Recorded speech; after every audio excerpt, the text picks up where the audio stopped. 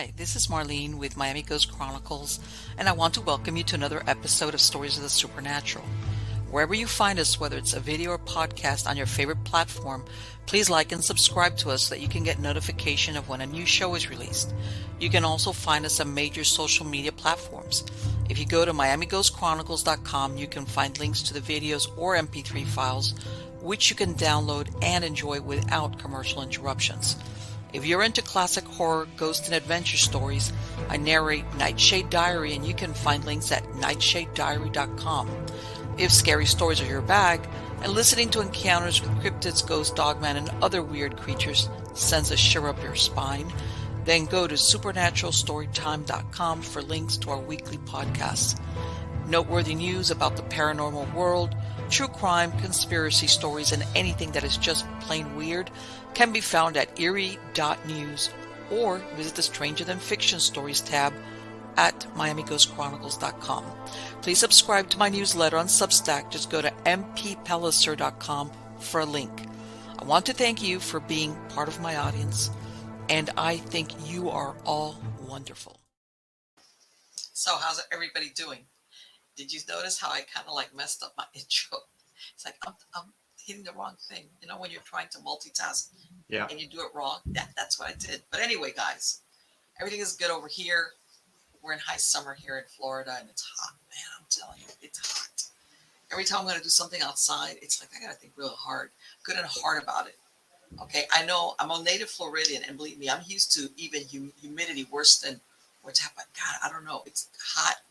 And it's like I either go out in the morning or like right about now, it's a little bit over after 7 p.m. here, because you go out there and it's like, what? And I'm like, yeah, what can I say? I become a wimp, you know, like the AC is my best friend, but you know, what can I say? So anyway, let's get on to the good part. The good part is who the guest is tonight. This is the first time this gentleman has been here on Stories of the Supernatural. His name is Dennis Gilmour, and he was born in Tisdale, Saskatchewan. He's going to have to tell me how to pronounce this, Saskatchewan, and graduated from the University of Alberta in 1991 with a Bachelor of Science in Pharmacy. While working on his book, The Unveiling, he obtained a degree in computer programming and combined both these work interests into a career producing pharmaceutical software used across North America.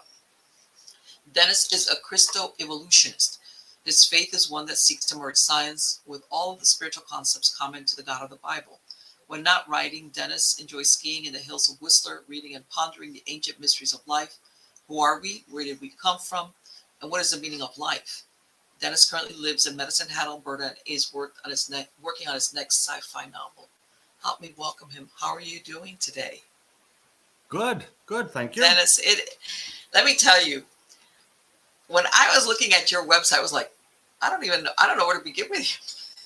And like I told you before we started recording, how did you come upon the ideas? Was this something it was your family? Did they instill these beliefs in you? Something that happened, a triggering event, or you just went there after you studied certain things? Yeah, just a lifelong process, not really understanding. Like my dad was sort of a Bible student. They're sort of an offshoot of Jehovah's Witnesses. He didn't really teach us much or try to push it, but you absorb stuff like that being around that kind of teaching environment. So really kind of had an understanding, respect for the Bible, thinking that's the Word of God, but as if it was dictated on high from Moses. But having more matured in life experiences, you realize I don't take it so literally anymore. But as a young boy, I also remember really being fascinated with the classic Star Trek, right?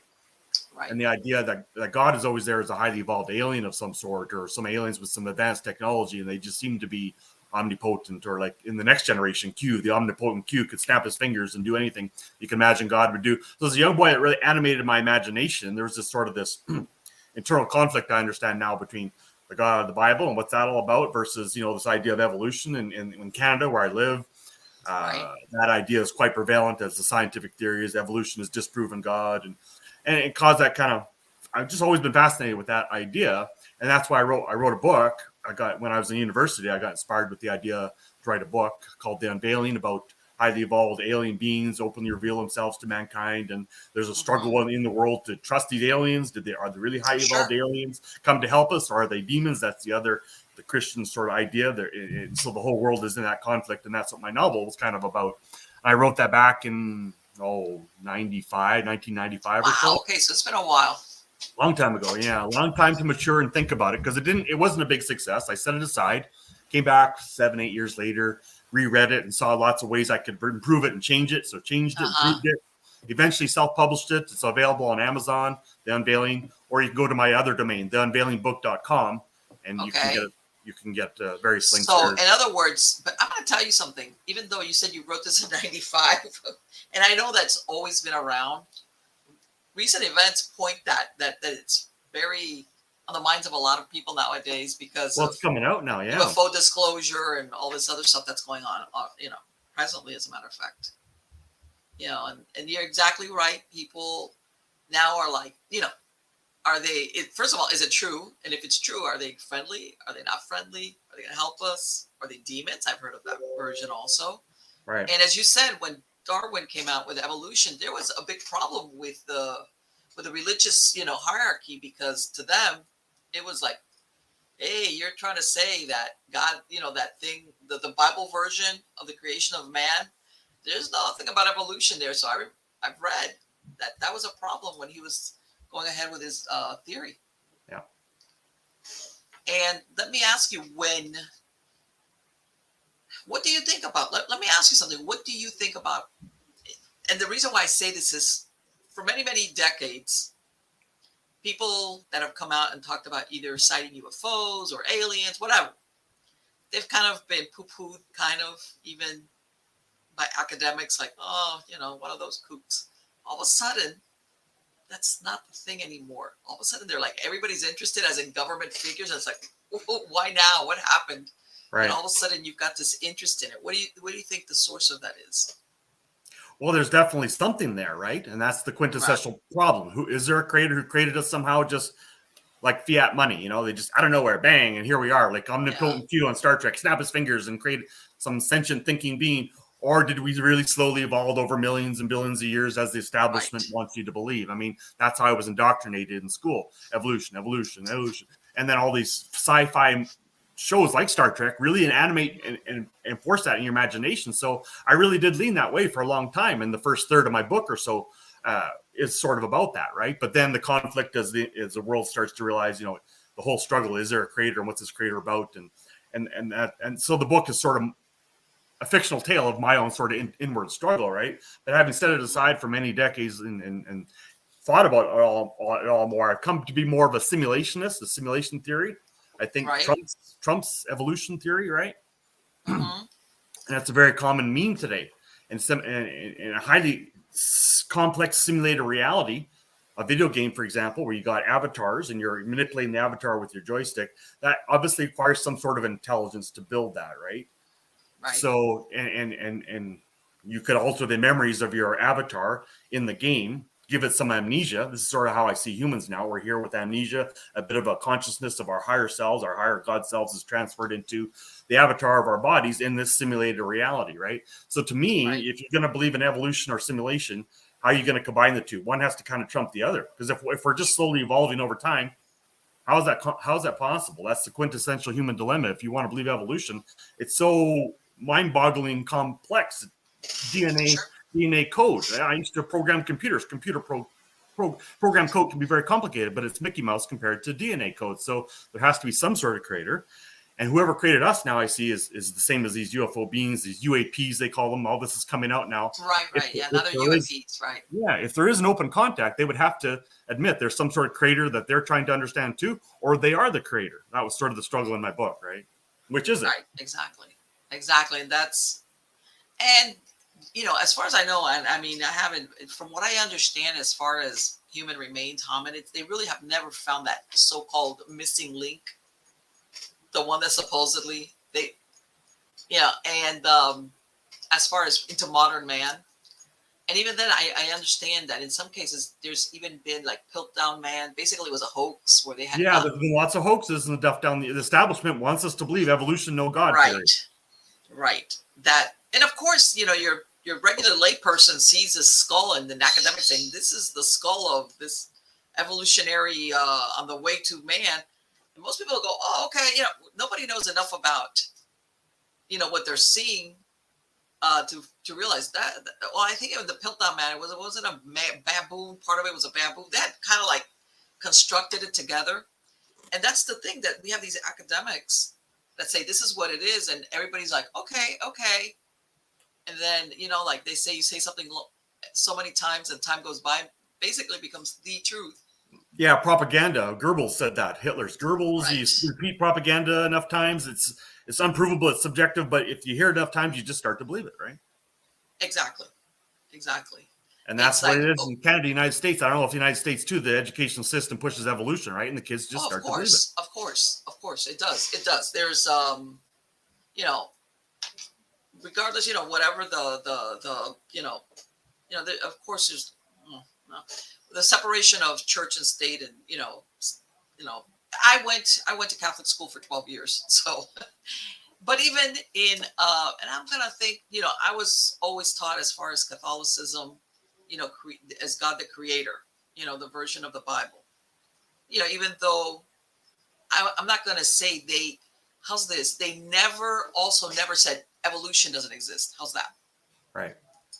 It's like, we're going to concentrate, but they never said this theory of evolution is not valid. They just never went there as far as the science instruction.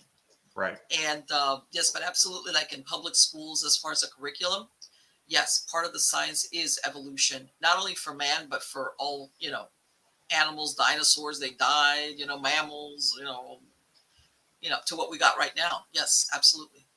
Yeah. And, you know, there was lots of struggles.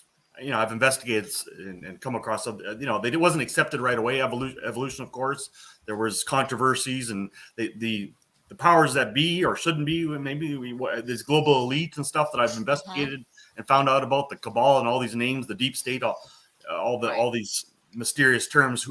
They've infiltrated, as I see it now, the education system, and they just won't let you talk about anything but evolution because they want to deny any kind of creator, right? Right. Unless you're paying for private religious school, you're never going to get that version. In a regular public, what we call here in the United States public school, which is, you know, majority of students go to, unless, you know, the parents, and you do have private schools that are secular, but no, absolutely. Especially now, I want to say everybody stays away from that, like a 10-foot pole. They don't want to go there. Right. And always on the downside of anti-religion. Right. And anti-Christian religion, by the way. Right. All right. That's the main problem that you see with the hands-off, that nobody wants to, you know, if in schools, like, no religion, especially if it's, well, you've seen it, you know, what was that coach that he got vindicated not too long ago, that he was praying, I think, at one of the football games. And this was just a football game, something like that, I believe, in the United States. And he either got fired, something. Finally, the courts backed him up, and, well, he came out okay. But again, he had to go through something that was very commonplace. How's that? Yeah. All right. Something that's holding a prayer like before a game. That's right. That's at one point that nobody ever thought twice about that. Right. And it's become controversial, and like you were explaining, and of course in school, and I'm sure you've seen it in Canada as well, that everybody now is very concerned about what's happening with the kids, the children, as far as how they're being brought up in our society. Right. You know, because of course they're going to become the adults of tomorrow. Right. And there's a lot of, because exactly what you described, what are they being exposed to as far as academics, as the truth, that and in some cases, I can imagine, even in some cases, some of these kids might be in a problem where they're hearing something at school, for example, in the classroom, and then they might be hearing something different at home. Yeah. From the parent. And they're like, huh? That causes confusion, I think, cognitive dissonance and confusion, and it sort of creates a mild form of what multiple personality disorders. You put on this hat at church, I'm going to have this morality at church, or, you know, and then in school I have this kind of morality, and it causes confusion in the kids. I don't think it's good. Of course not. Of course not. It's not. But That's why I was saying so many things have, like, let's say even since 95 when you wrote your book, so many things have changed, like the UFO, which, and I guess it's like what you said, you know, you could look at the topic and say, well, this is concerning UFOs, but if you go into it, there's more behind the reason maybe why that's becoming more important, or they're talking about it. Or you have, at least in the United States, all of a sudden you have congressional hearings about UFOs, and it's like, wait a minute. Nobody was ever believing anybody that said they saw anything, even supposedly trained observers like pilots. Yeah. From what I understand, and I've talked to several people, police officers, they were told, if you ever see anything, you better shut up because that's a career killer. You know, if you ever start saying that you saw a UFO or a light or whatever, zip it. And some still did and lost their jobs or whatever. So that shows to me they're very sincere, at least in what they believe, right? Sure. That this was real to them. Otherwise, you're not normally going to get yourself fired unless you really truly are telling the truth, right? Let me ask you, and I'm sure you've seen that show Ancient Aliens, which talks about, like, basically that we've had alien visitation going back maybe BC, you know, right? Ancients. Do you think that that's accurate, or is it more modern, or do you think they left and they came back? What do you think of that whole, the way it's been presented? I've done lots of investigating. Like when I wrote the book, I had more of a traditional kind of Christian religious view, I would say. Right. But since, April 2020 kind of inspired me to start researching, going a little deeper, because that's when the Pentagon started to admit way back then, that was the first official admission. There's admission. There's some sort of can't be human craft or whatever. We don't know what it is. They're claiming anyway.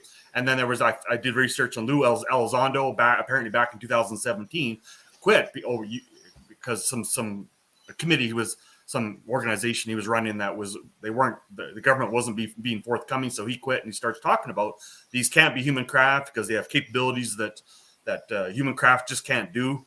And then so I started from there going deeper into research and finding out a lot of deep stuff because I was off the internet for a long time. Like I wasn't really active on the internet and social media and stuff. I was like, I could program computers and I know how to do that, but I just wasn't active in it. I was just doing other things in life and sort of forgot about the whole thing. But that kind of inspired me to get back into it. And that's why I wrote my website, theredpillaftruth.com.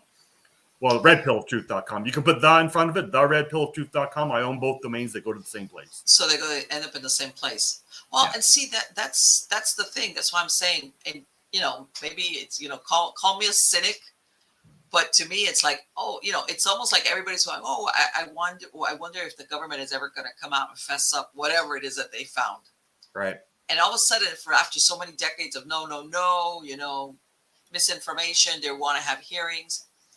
And then there's some people that, of course, will say, no, all these sightings of all these crafts are the origins are here on Earth. You got that version, which is they're throwing out the UFO thing to cover because they have maybe back engineered, but in other words, that we constructed them. There's no alien in the craft. It's us. Right. And that's sort of the conclusion I've come to, right? Mysterious beings with paranormal abilities. I've had some synchronicities and paranormals, so I get that, right? But it's not something consistent where I can like snap my fingers like Q and then make something appear. Like, so, having had a more expansive experience in life and doing more research and coming across websites where people have gone into some deep research on this, I've come to the conclusion that, well, those are the two possibilities. They're either angels and demons doing some mysterious work for God on the earth, or it's deep state technology. We're more technologically advanced in the past than we thought we were. This establishment wants you to believe we're just evolving and we're the most technically advanced we've ever been. That's nonsense. As I look into it now, I mean, who did the pyramids? That was either aliens or that assisted mankind, or we did that ourselves. We figured stuff out, and and we built those pyramids, and we were even more technologically advanced back then than we are now. We've become dumb and stupid and lost a lot of that through cataclysms. There's lots of evidence for cataclysm theory. There's actually a website I come across. It's not my website. There's a guy named Jason Brashears, archaics.com. Maybe you came across that on my website if you looked at it, because I've got some links to his site. And what is the effects of these cataclysms as far as if they affected major? Yeah, he doesn't believe in evolution. He's more simulationist, believes in simulation theory and cataclysms. And we were more humans. It's human technology doing all this. That's his basic summary. Well, you also hear now that they're having to change their dating as far as ancient civilizations, as far as, that they've always said this civilization existed in, let's say, 500 BC. They're kind of having to push back that time as far as when man was actually doing certain things. And again, we come back to if academics say, well, we discovered this in 1875, and we, basically they've said it after a while. Nobody's questioned it. And I don't know if it's because they have more advanced technology for dating stuff, but they're realizing that some of these dates for these civilizations are different. And like you said, in some cases, they were kind of dumbing down what these cultures, what these societies were doing at that time. Right. Come to find out, they were not. Well, and I imagine also like cataclysms, because sometimes people think of cataclysm as in a volcano, but something like the Black Death is in a way a cataclysm. Yeah. Where you have this huge wipeout of a lot of your people. Yeah. Okay. That's also a cataclysm. Sure. You have pestilence. Yep. Will, I'm sure you've heard, from around the world, they find these ruins of these huge cities that they kind of say these places were abandoned, but they can never figure out why they were abandoned. Yeah. Archaics talks about that. Sometimes there have been evidence of a city being cataclysm, destruction on a city, but there's no bodies. It's like the people all disappeared, as in the traditional rapture theory of the Christian rapture theory. So many anomalies like this. He spent a long time in prison pursuing his fascination about history and chronology, reading old books that were in the prison system. So he didn't have to work or have a family responsibilities, and he just had tons of time to go into deep, deep research. This guy has turned my way of thinking around because he knows so much stuff. He's gone back into deep history and put the whole mystery together pretty good, I think. Nobody has 100%. And you know what? And I hate to say that, but sometimes that's really what's necessary when you're looking at these ideas. Like I said, you want to step out of, I'm not saying that all these academic theories or dates are wrong. I'm not. But sometimes you have to question them a little bit, because it's like everybody's just, the next person is building up on the left, but nobody's ever really researched how accurate is that. Right. It might be accurate, but it might not be accurate. And like I said, sometimes they themselves, even now, like I said, you have these like you said, either there was some type of destruction, whatever it was, and you're thinking, okay, were these people aware that this was going to happen and they fled? All right. But getting back to what you said, as far as what that does to advances in the, how can I say, in the culture, as far as technology, it sets it back. Yeah. It sets it back tremendously. Yeah. Because, let's say, it's the smart people, everybody, if you have a volcano erupt, everybody gets killed, whether you're the smart guy, the mathematician, or the guy selling whatever on the street. Exactly. You lose your ability to go back. Yeah. Right. And same thing, if you're the sickness, let's say like the Black Plague that they had, the Black Death in Europe, that got everybody sick, whether you were highborn or you were, a guy that was, the street sweeper. People were dying anyway, as far as your brain power. Exactly. But I had never thought of it that way. As far as, so let me ask you, based on what you're telling me, what do you think these aliens are? Are they inter or intradimensional beings or not? What do you think they are? Or are they demons and angels? It's a big mystery and a mishmash, and my ideas are constantly evolving. But right now, there's this ex-FBI guy, John D'Souza. Do you know about him? Yes, of course. Yes. He goes with the interdimensional theory. There's some sort of ET type beings, interdimensional, what traditionally in history and ancient books we would attribute to angels and demons. So I can see why you would look at it with a religious lens and say, oh, they're angels or demons. But whatever they are, I do believe it's some sort of mysterious creator that even these beings are trying to figure out. So if there was an open contact one day and they say, oh, we're the only God there is, we're the highly evolved aliens, we're your God, I don't believe that. Right. Okay. They're struggling, whatever. They may have powers beyond us, but they're struggling like everybody, right? Well, I've also heard that theory, and I'm sure you have, that there's more than one of them. I want to say species. How's that? Running around, that there's several. Because, as far as I'm concerned, one of the things I always, what everybody thinks is, are they here to help us? hurt us or just observe us. And then Right. you get the version of, well, there's more than one of them, and some of them are just going to observe us. Right. The other ones are tinkering with us and kind of friendly. You get that thing about where they turned off the nuclear sites, these bases. Yeah, I watched that. There was a video about that I put on my site. Right. Yeah, and but now that I've come to realize how convoluted and the deep state tentacles in every country. Sure. I mean, how never in history has there ever been a worldwide collusion and coordination of pushing some jibby jabby. I don't know if I can mention vaccines specifically on your. No, let me tell you something. C-19. Okay, we'll go with that, right? And it's polluted and pushed worldwide and still being pushed in Canada. That's never happened before. So obviously there's some worldwide collusion going on, and it's co-opted. Every fucking government. Sorry. That's fine. That's fine. You know what the truth is? That really what's made this possible is the internet. Yeah. Because you get the media is basically you get information within seconds. No matter what part of the world you're on. I mean, it's really funny because you'll see some remote village somewhere. And you see the guy herding some sheep, but he's got his phone with him,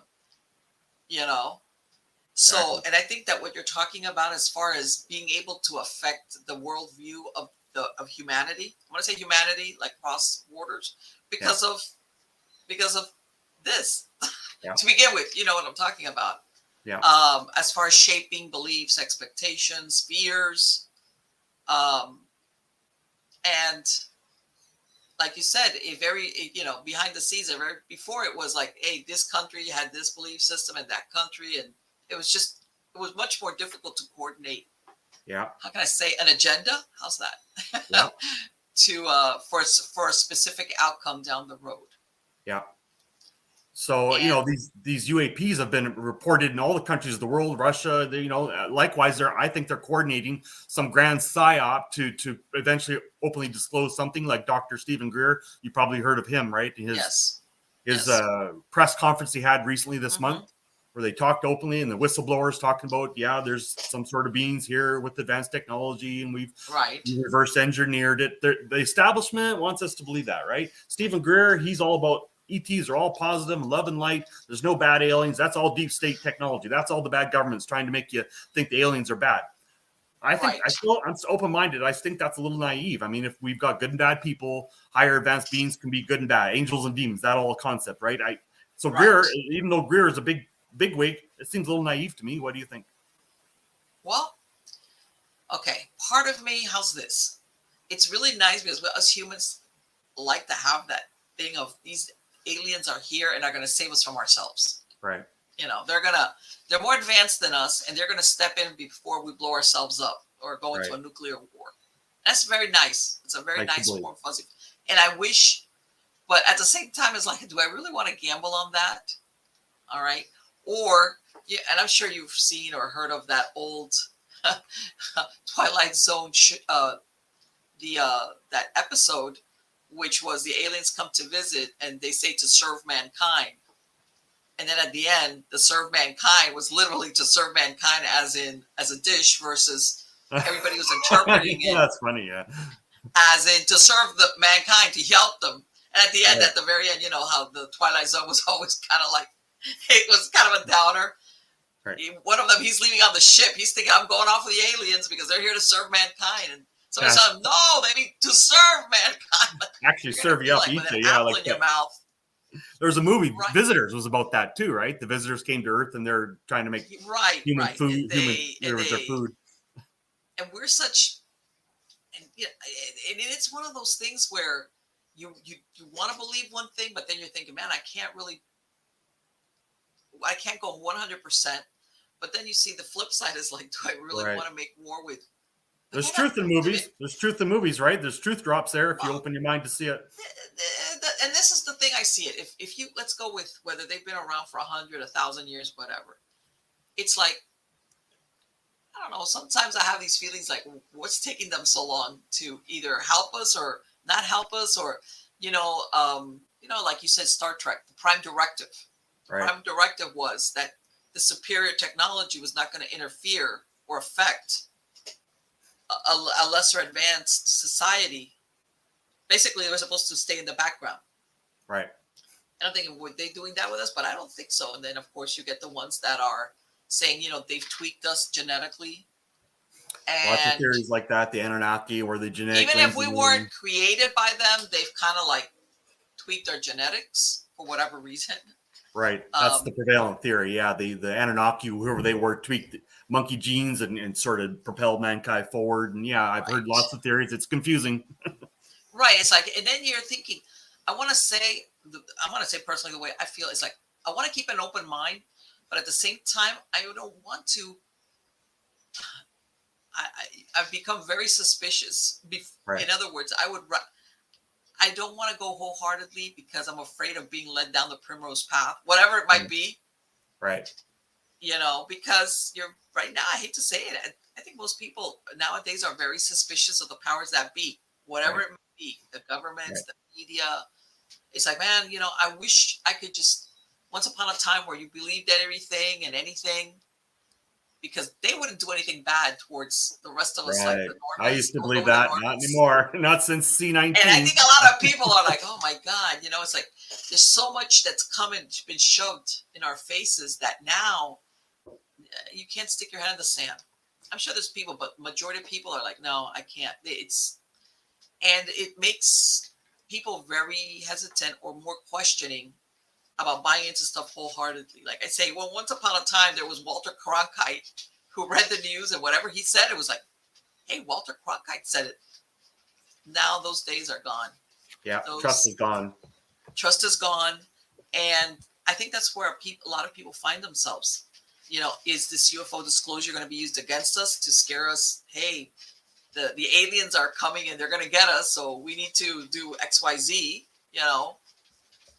we gotta like, run the show now, as in, the government, because the aliens are here to get us. Okay. Or are they ever going to come out and say, you know what? Yes, it's true. We've known about them. Maybe we're just waiting for a better time. One of those deals.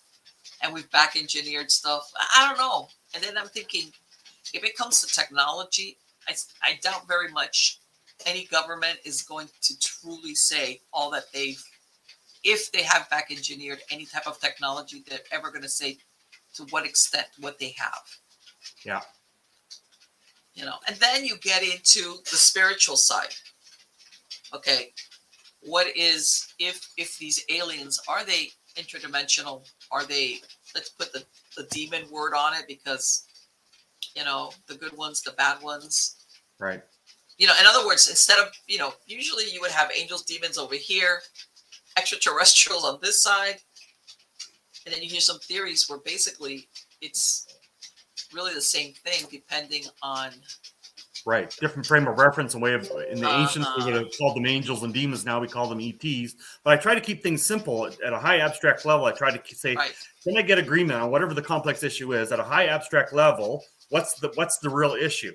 There's either a creator or there isn't. Whoever created us, whoever that mysterious creator is, created these angels, demons, ETs, whatever, and humans too, or there's no such being, and there's some other explanation. And this is the dilemma. Of course, the what if, or well, and now then, let's throw into the mix AI. Yeah. All right. That's another thing that we're facing nowadays, as far as, I don't know, how can I say, I'm sure you're familiar with the Terminator, where it didn't end so well for us with technology as far as AI. Yeah.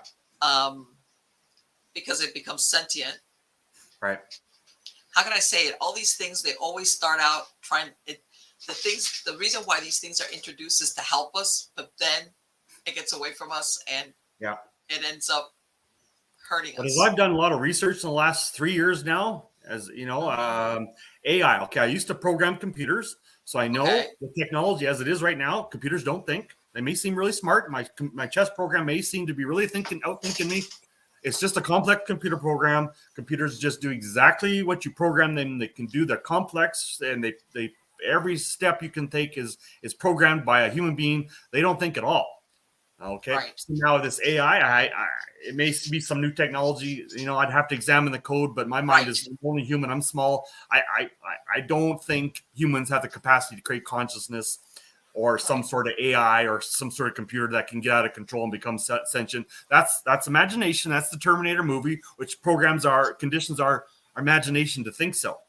But from my professional experience and training, computers don't think, they never will. That's a psyop. They want you to think so. So if there's an AI seeming to talk like a human, it's one of these archons, these demons talking through the technology by some means, deceiving you, or it's a human on the other side of the planet. Right. It was programmed to and they're just fucking with you. Sorry. No, that's fine, because that's exactly what they're doing. And basically what you're saying is, no matter how realistic, how's that? Yeah. At the end of the day, it's just programming. Exactly. Maybe it's a very complex computer or programming to make it, because let's face it, we kind of like, and how was it? Was it in what was it? Asimov. He wrote a lot of his novels around this, robots going sentient. Yeah. And but I've also heard of that theory that no matter how advanced the computer could be, or robotics, between that and becoming self-aware, which is what everybody talks about. In other words, that's a chasm that, right now as it is, that's not going to happen. No, not without an assist or illusions like in the movies to make you think so. Humans can create some complex program. I think that could be taken over by more complex beings, AI, like some sort of demons. If they're some That's sort pretty scary right there, what you're saying, though. Right there about they could take over the program and talk through it and make you think so. And you're talking to a demon or whatever these ETs are, thinking humans, we're so smart, we create consciousness. No, they're just deceiving you. That's my take on it. Well, let me ask you, let's go down that road. What would happen? Let's say you're the creator of this robot, or with this great programming, looks very human-like, even does the eyes, the eyelids open and close, and it's got the facial expressions, all the stuff that as humans are cued to respond to. Right. But at the end of the day, it's basically programming. Right. And it gets taken over by what you're saying. Let's say a demonic entity. Basically, it's going to get away from the person who did the programming, you think? Or do you think how do you think that would work? Yeah, I mean, the Terminator movie, that scenario is possible if humans get arrogant enough to think we can make some program and we're so smart, there's no God, but we're God and we create consciousness. Then these beings, whatever they are, the real God might allow them to take over the technology, make you think so, and terminate us, or there's that big Terminator struggle, right? Wow. Let me tell you something. That right there is, you think about that, and it's like, you don't know, for the people who want to look at it as strictly as a mechanical thing, and there's no spirituality or religion or God or demons or angels, but there could be another version to this, which is where what maybe started out as something man-made, strictly man-made, right, is basically taken over. Right. As part of a test of mankind, or whatever this mysterious God is doing, it's a quintessential human dilemma from the beginning of how we ever got here, Adam and Eve, if that's where I was trained in the Bible, right? So from that time to now, that's been, is there a God? Isn't there? How do you know? What's the God of will? And what's God like? Or how did we get here? Those are all the struggles in the dark night of the soul. As you get old enough, you start to realize consciousness, I think, is really all it is. If you believe in quantum mechanics and how reality shifts, double slit experiment, according to our thoughts to affect reality, we're somehow God ourselves. I think there's some truth to that. A bit of the spirit of God in mankind, every man or woman, right? And these are the philosophical things that people struggle with. But now we're in a world of such magical technology, our imaginations can go pretty much anywhere and believe anything, right? Right. A lot of stuff that once upon a time was seen strictly as sci-fi now is stepped out of the sci-fi realm into possible reality in the near future. How's that? At the very least. Well, as Tesla says, everything is energy, vibration, and frequency. If that's the case, and Tesla was right, I mean, well, let's go with now that you said Tesla, with Elon Musk, that he's working on these brain implants that at first blush sounds really great, because supposedly they're going to help people quadriplegic, people have severe injuries, right? And it's going to help them basically connect their nerves And who would be against that? Right. All right. But I don't discount either people that say, okay, is that the beginning of a human, like a cyborg kind of thing? Right. Where instead of it being used to basically help somebody that's had some type of injury, all of a sudden it's by choice. Hey, you know what? Remember like the $6 million man? Yeah. Okay. Where Run Better, you got the eyeball or the hearing right. or whatever it was, that instead of it being due to an injury, you either, let's say, for war, basically you make a super soldier. Yeah. Right. Or, you have enough money that you can't think of anything better to do with it. So you go in there, you go, by the way, cut off my arms, and I want you to give me 2 of those super duper great prosthetic robotic arms. Yeah. And and then I could see that happening. Because it'll work. Yeah. Just the same as my original arms. Right.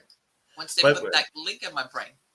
But I've become very suspicious of the human powers that be that say, trust us. We know the science is settled regarding C-19. No, it's not. It's not safe and effective vaccine. Tons of evidence coming out. If you're on the internet, the mainstream's never going to tell you. Yes. And so there's always the pretext. We're doing this for you good. But what's the underlying real agenda? That's the part that I'm very suspicious of. It's like, you know what? Once upon a time, I would have said, "Oh, that's wonderful." And now it's like, nah.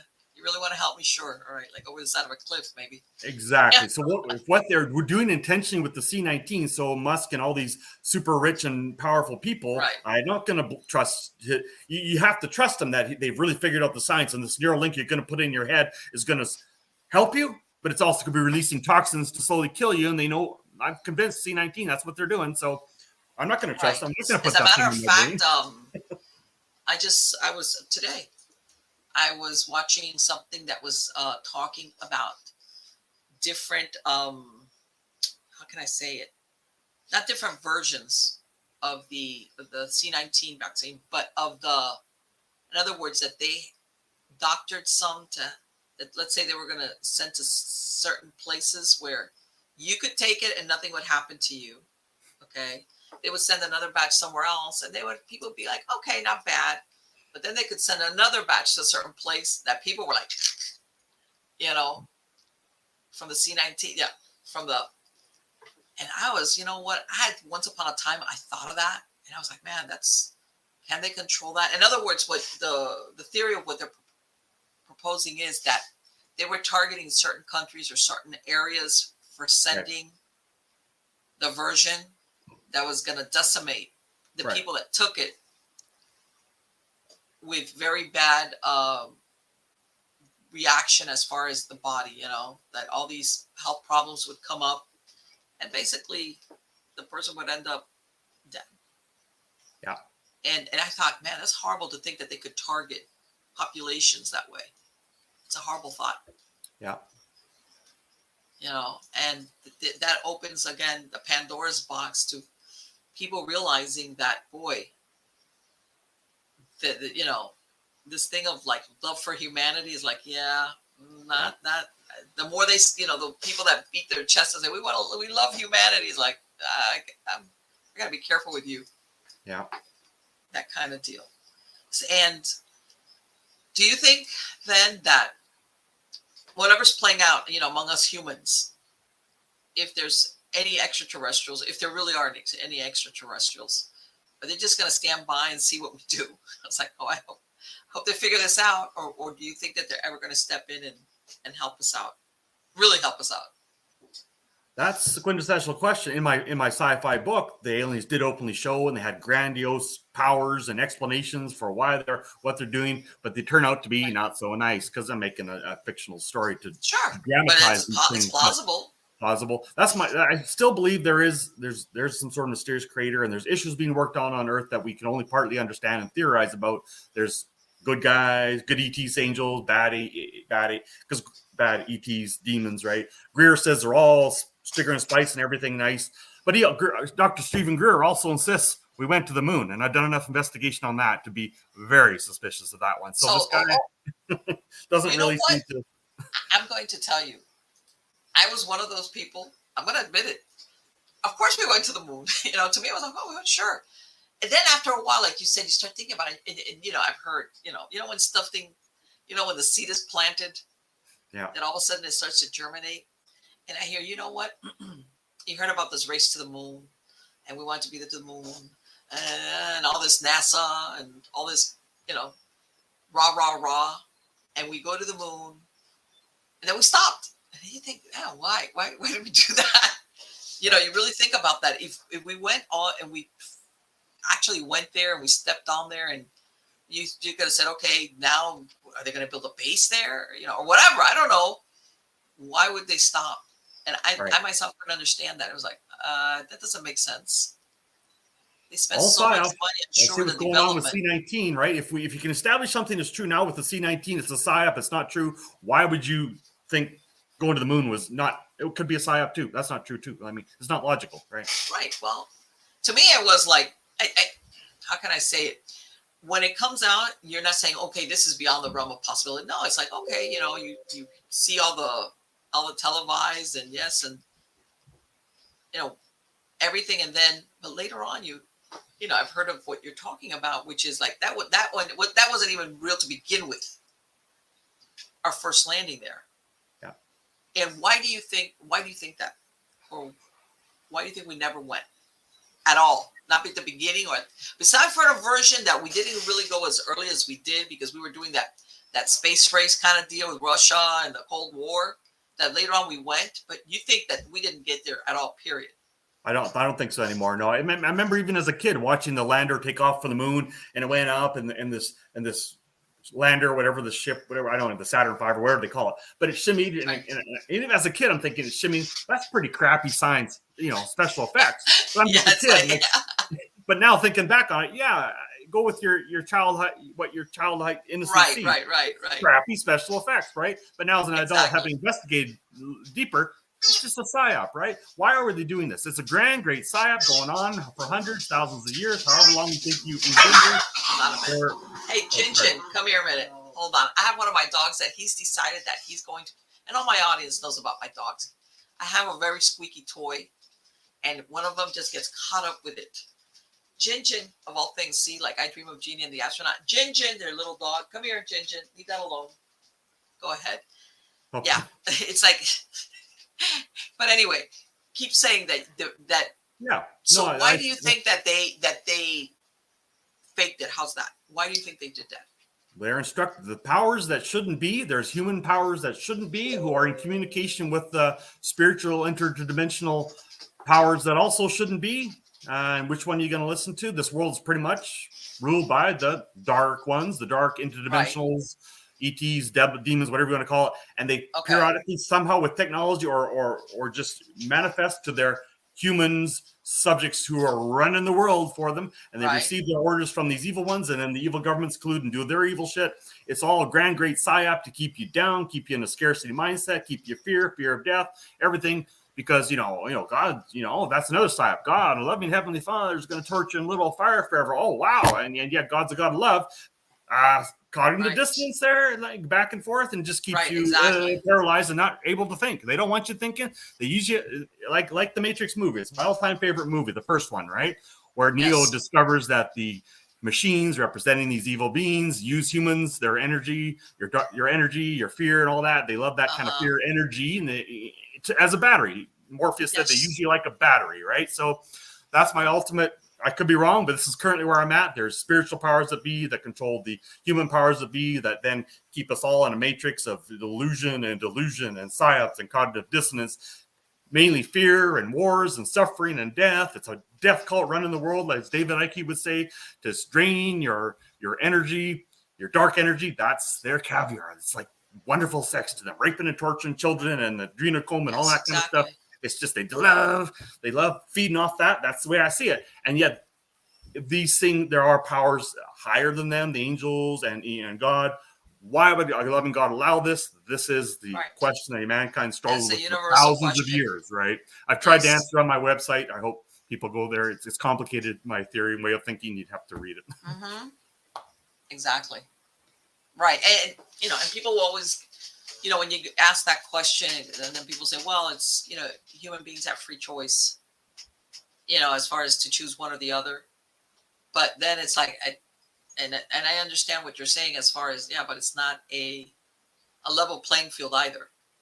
Right. Especially from, if you're being given these explanations or messages or directives from cradle to grave about what the world is or how you should live it, or exactly. And I do agree with you. I do believe that there's something called the industry of fear. All right. Yeah. Where we're constantly in a state of fear, more fear, or extreme fear, depending on what's going on. And of course, you get the release of cortisol in your brain. And that's a sustained level that does damage you. That's exhausting, as a matter of fact. And it affects your health physically, organically, and in your your brain, your mind, the way you process. I don't know. You hear now everybody has problems sleeping or staying asleep. Everybody's taking melatonin. Yeah. And and you think, well, some people say, well, that's attributable because people are on the phone and their minds are like never shut off. And I was like, no, I'm not quite on it. I think that we're suggested, whether music or TV Movies, or music, anything, everything. Yeah.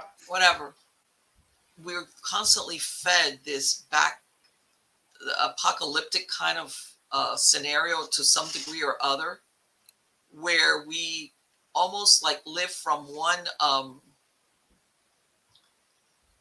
catastrophe or crisis to another. We're always almost, I want to say, in some type of crisis existence. Yeah. They seem to keep trying to ratchet up the fear porn and send you down this rabbit hole and get you fearing this and that.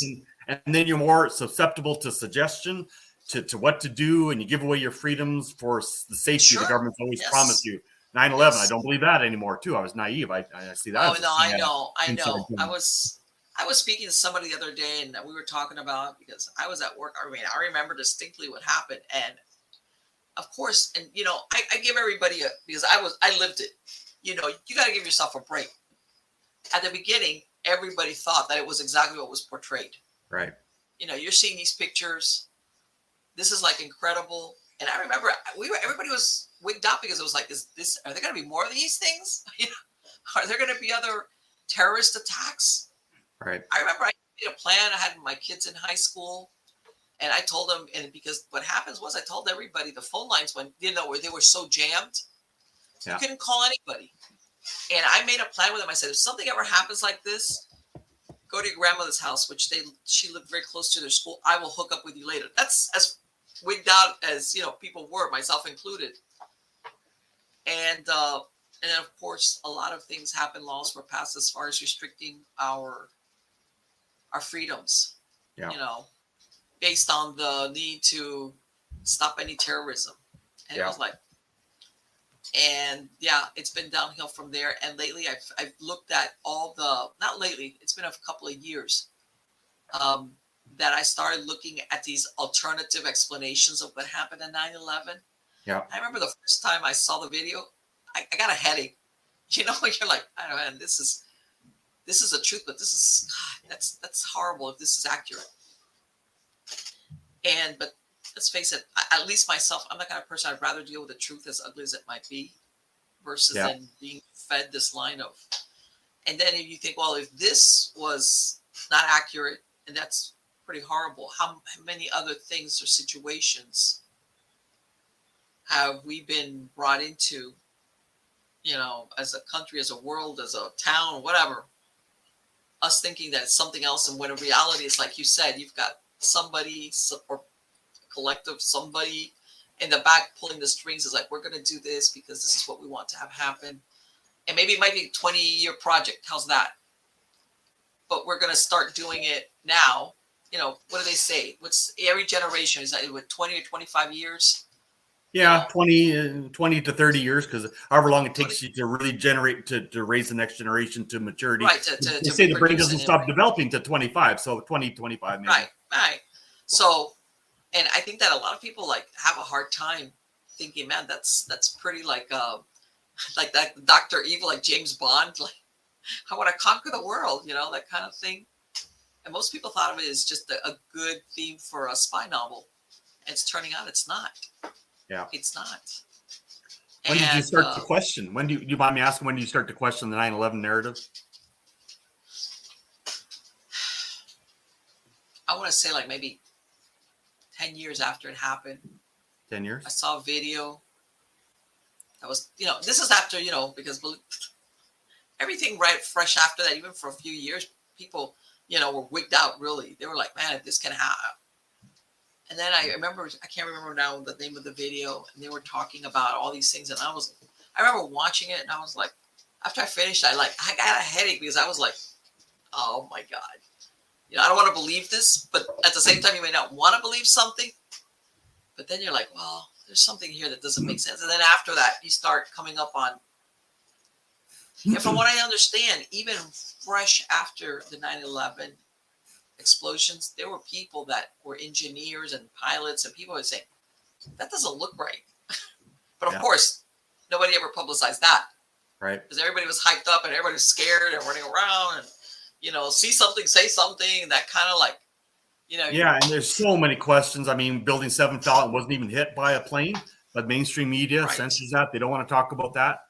Apparently, it's just those iron beams melted because of a fire, which has never happened before in history. That fire, that the supposedly jet fuel doesn't work that way. The type of burning or explosion and the way that these buildings basically fell down, pancaked. Yeah. That like a controlled demolition. It fell that way. Right. It just merely falls fire, down, which is can never get hot enough to melt the beams like that. It's ridiculous. Right. A bunch of things that it's like, you know what? At the beginning, when you see this, you're not going to take this apart. But even from what I understand, even back then, at the very beginning, there were certain people, engineers, that were saying, that's weird. Or, like, what? Right. But nobody wanted to hear that. Everybody was so wigged out with what happened that it was like, and we could go back 1941, December 8th, Pearl Harbor. There we go there. Yeah. Everybody always sees, I've heard now, well, not now, before. You hear it on and off. Yeah. Well, knowing how the powers that shouldn't be operate, I easily understand how Pearl Harbor, either they orchestrated or that all of a sudden it's like, Japan attacking us. Maybe that wasn't so, how can I say, that was basically the push, between the shoulder blades to get the United States into the World War II kind of thing. Yeah. And it was orchestrated. And when you look at that, that's a horrible thing. And it was almost like this is what was needed for the people, the country to be behind going into the war. Because the United States had kind of stayed back and not gotten into it. And they wanted that. And they said, okay, it's gonna take something like a betrayal kind of scenario, attack on our soil. And of course, everybody was like, yeah, let's get into the war now. And I've seen several versions of that. And I'm like, God, that is a horrible thing to think of, that this was orchestrated, because let's face it, a lot of soldiers that went to war, they thought they were being patriotic. How's that? Yeah. They thought they were doing it for the right reason. And it turns out that, can you imagine, that was all for nothing in a way? I mean, it gets very complicated as far as, well, what would have happened if the United States hadn't joined World War II? Was Hitler going to have kept going and taken over? Yeah, the big question. You hear all these different, what would have been the alternative, like, how you hear the alternate history kind of version? Was that something that was done that was necessary? And I'm like, well, still nobody wants to think that of us being manipulated. Right. Okay. And how is it possible? Right. Exactly. Well, and of course, it's possible. Well, back then, and then you remember when Orson Welles did that War of the Worlds scenario on the radio, which was in the 1930s, right? Yeah. That people were actually believing, because, well, back then the radio was how people were basically listening to news and broadcasts and whatever, to the point that people thought that we were actually being invaded. Okay, because they could never understand. Yeah, it was like that. This was and it makes you think, was that a testing ground? Was that a test run? I think so. They do these things. long-term gain. And how much more willing are people to accept the existence of aliens and ETs now, right? Well, I mean, we've gotten both versions of the good ET versus the ET. There's like ET phone home, and there's Independence Day. Right. War of the Worlds. Right. And it's like, where are we at with that? Because there's people that are like, oh, ET phone home, ETs are here, Right. I mean, I've even I've read of people that are abductees, supposedly claim abduction scenarios. And they're like, all good with it. And I was like, there's something wrong with here. I'm sorry. if this is accurate, you're actually being abducted by an extraterrestrial, and you think it's all good because you've bonded with your extraterrestrial buddy. Yeah. Yeah. It's like, I don't know. That's just something not right with that setup. I don't care. That doesn't seem right. And again, let me ask you, what do you think about extraterrestrial abductions, Dennis? Do you think they're accurate or what? Two prevailing theories, it's deep state technology and they're using holograms or some devices to deceive you, MK Ultra, whatever, to mess with your mind and make you think it's all humans doing that under the direction, I would say, of the dark ETs, demons, whatever you want to call them, archons. Right. David Icke calls them. Or they're legitimately the bad aliens coming in and doing all that. It's one or the other, right? Is sort of how I see it. And yet, I think the higher question is, why would God allow that? Isn't there angels supposed to protect? And what's the great narrative or the grand, why a good God allows all this? And that's the real question that I ask myself. Makes you wonder. The end all be all of all of this. What's that? What is the end all be all of this?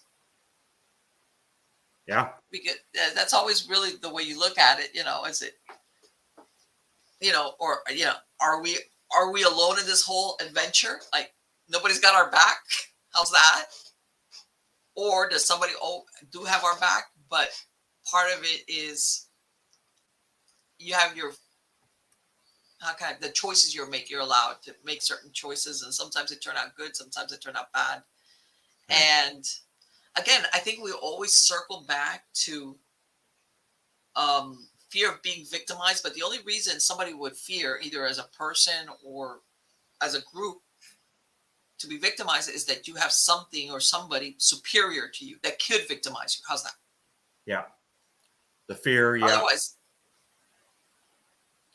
because let's say once upon a time when you had like certain cities, this was whether you want to go into ancient civilizations, that would attack another city and maybe they would conquer it. But at the end of the day, everybody was human running around.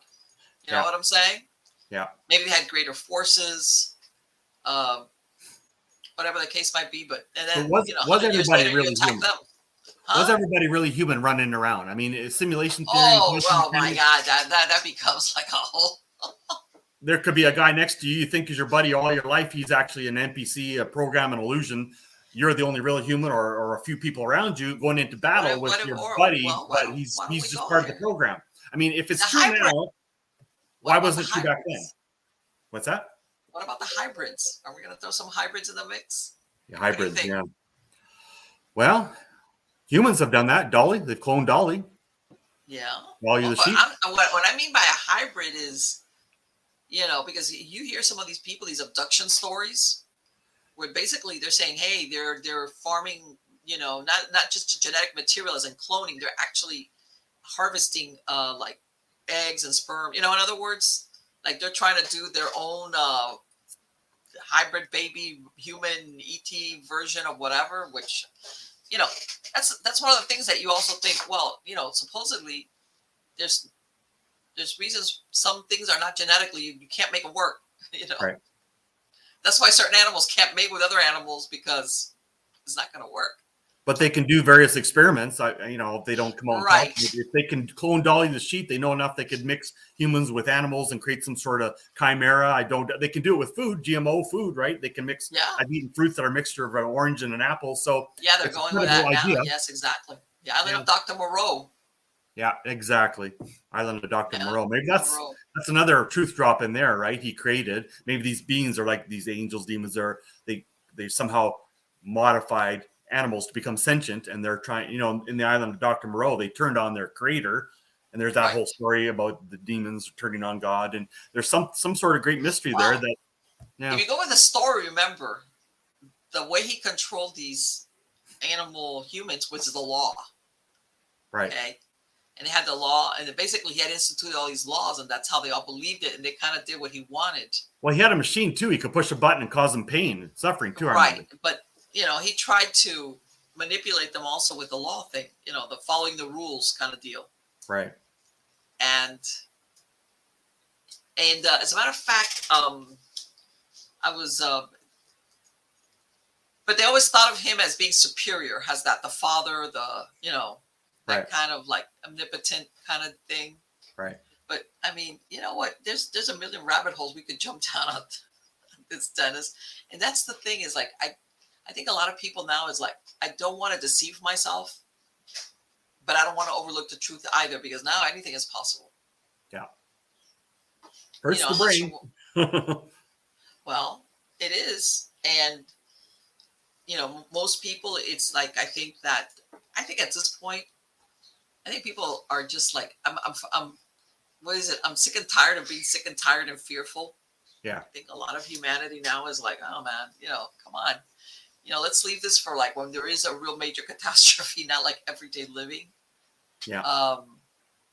And I think that people get a little bit more centered instead of living on that hamster wheel of, okay, what's the next, whatever, apocalyptic end of the world, whatever, and then I'm sure sometimes I look at things and I go, that's not a problem. Well, that's a first world problem. How's that?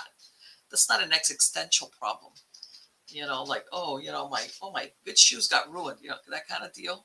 Yeah. And I think that, this last thing that happened now with the submersible, the Titan, the one that was going down into the Titanic. Right. I've been following it. And they were saying that a lot of people, I myself included, find it hard to believe that there's people that would be spending $250,000 a head to go down there. And then you see the majority of people are basically, trying to keep their heads above water economically. Right. Where all of a sudden you realize, and by this, I have nothing against people that have wealth. I don't have a problem with that. But that there's sometimes a very big disparity in the lifestyle of one versus the other. Okay. Yeah. You're all worried about, hey, making ends meet, or my job, or my promotion, or hey, I want to buy a house, but what am I going to do? The normie thing. Yeah. And then you've got these people who basically bought $250,000 ticket to getting killed, like nothing. Like, hey, I'm going to buy some football tickets, some season tickets to go see the blah blah blah blah. Yeah. And you're like, okay, that means that, and I think because of the way things are sometimes with the economy overall, people are thinking, wow, must be nice. Yeah. But again, that's no guarantee. Even that wealth doesn't protect you from making stupid choices. Sure. As as a matter of fact, today they published a story. There was another man with a son who turned this gentleman down.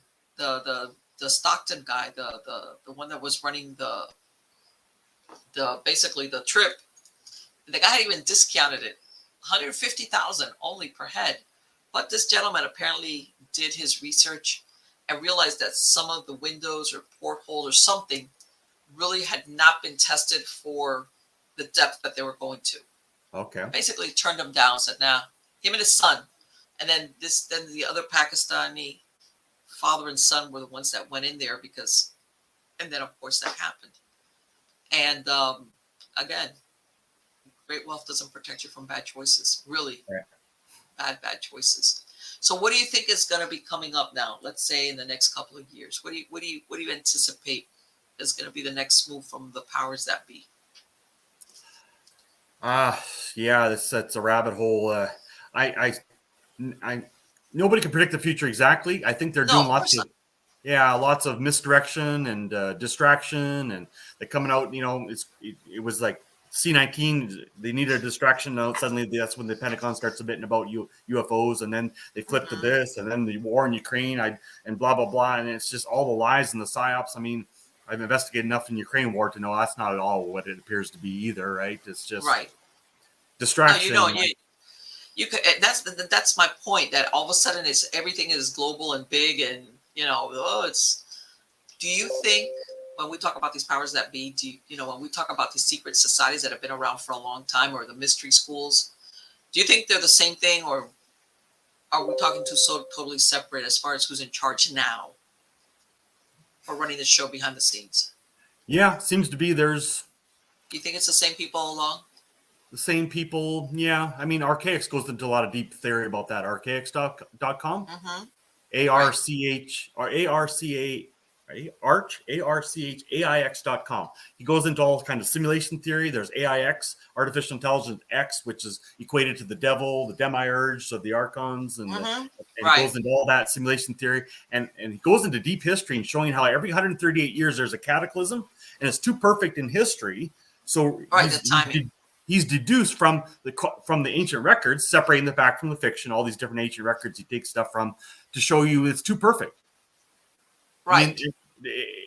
In 713 BC, Jason Bashir from Archaix.com says the time changed. It used to be a year was 360 days. Now it's 365.25 days, which he's shown happened in 713 BC. The whole, and yet this phoenix comes every 130. He calls it the phoenix. It sets a cataclysm. Okay. Set the world back, and that still comes every 138 years in the month of May, and it can't do that, right? Okay. If the whole year changes, that's going to throw it all off as to when this phoenix comes. But the worldwide calendar changes, and according to the new worldwide calendar, 138 years, it still comes. So there's some sort of intelligence operating in this simulated timing, concept. as far as the timing. Which, by the way, that's pretty scary, because if something can cause a cataclysm, that's like what? Well, he predicts based on 1902 was the last reset, and 138 years from that will be 2040, 17 years from now. So what was the one what was it in 1902 that he saw as a cataclysm? Apparently, it wasn't a big one, but there was some reports of the Phoenix causes mud floods and things falling from the sky, and there's some ships that they had to call all hands on deck on the ships to push all these mud floods off the ship, or it would have sunk. It wasn't a super big one, but there was some recorded. There's some of these things in history, and the newspapers, the microfiche from 1902 is gone, really redacted, censored out of. But 1901 there's microfiche of what the newspapers were saying in 1903, but 1902 is mysteriously gone. So he goes in, it's his fascination. He's an expert on that stuff. I highly suggest go to the redpilltruth.com, because I've got some links to his site. The guy knows a lot of stuff. You know what? I just looked up. You know what happened in 1902? Mount Pellicer erupted. And you know what erupted in Hawaii, like what, a month ago? Mount Kilauea. That they had that lava. Well, Hawaii is, it's got a lot of active volcanoes, but I got to look that up. That's really interesting. I had never heard of that. That's very, very interesting. So he's predicting 2040 will be a major Phoenix return, a major cataclysm, almost to the point of resetting the whole simulation back to the Adam Eve simulation. He's got a theory. It keeps re-looping, right? And if you don't get you're not one of the errants, he calls them, and your consciousness will be re-looped back and go through another 6,000 years of this. I'm not interested in it, but if you can conceive and understand and hear truth in what he's saying, you're what he calls an errant, and you won't have to loop through back again. Personally, I'm not interested. I think this is my last time. I'm out of here. Well, you know what? And the way I look at it is, for lack of a better word, it's kind of a little bit daunting to think that anybody, singular or collectively, could have that power to cause a cataclysm. But then there's another part of me that you see, well, they can control the weather, can they control volcanic activity, that kind of deal. And once upon a time, that would have been a great subject storyline for sci-fi. Yeah. Nowadays, people are going, well, yeah, kind of, but how much of is it sci-fi part, or as improbable or possible? Right. Hopefully not to be used, but wow, Dennis. Okay. So, well, let's see what happens. We're halfway through the year. I want to say that after 2020, everybody's had like a, It's been it's for the last 2.5 years, it's been a wild ride overall. But the elite have been ruling for hundreds and thousands of years, if you believe history goes back that far. So they're well aware of the Phoenix phenomenon every 138 years. It used to be, it was kind of well known back in history, apparently, based on our Jason Brashears from Archaic says. But now it's like been scrubbed from our minds, our memories, and history books and stuff. And so I think ultimately they're probably, the powers that be are trying to misdirect and distract from the idea of 2040 reset, wars and whatever going on, CBDC, whatever scares you, to fear porn you into and corral you into the rabbit hole they want you to go in, instead of realizing 2040, unless consciousness of mankind doesn't change, 2040 cataclysm's coming. Right, and that's the thing, that, which is what I was saying. We get so distracted because we're continuously getting bombarded with all these major, minor things. War. This, that, and of course, the technology that facilitates is the internet, because we get instant access to whatever's happening with pictures, moving pictures. Like if you're there, what's that saying? A picture's worth 1,000 words. Yeah. As far as, going into the subconscious mind. And the reason why I say this is that I'm a hypnotist, and I understand the way the subconscious mind works and what messages we get in, depending on our suggestibility and what we take in as that we believe. How's that? Yeah. That we believe. Yeah. Because you can hear something, if you have your filter down, you can say, well, you question it. But I mean, we could, there's so many ways as human beings that we could get influenced one way or the other, even with just music. The beats of music will put us into different levels, in our brains. And we're pliable. We're very pliable. Programmable. Mark Passio calls humans programmable species. I don't know if you know him. We are. Have you heard of Mark Passio? Yes. Yeah. Yes. He's quite an interesting fellow. Yeah. We are. It has been absolutely fascinating to speak to you, Dennis. I want to thank you. What are you said? You mentioned something that you're going to be writing another book, or what? Well, mainly it's on the internet now with my websites there. If you go to the redpilltruth.com, I've got other domains that link to other creative writing and whatnot, other domains that I've written, various creative things. So that's where I put it now, because my first book, I self-published it, and it didn't make a ton of money. So now with internet technology, it's so easy to self-publish or do a website and just give it away for free. It's sort of what I do now. Okay. So are you going to stay in the fiction realm, or are you going to go into nonfiction?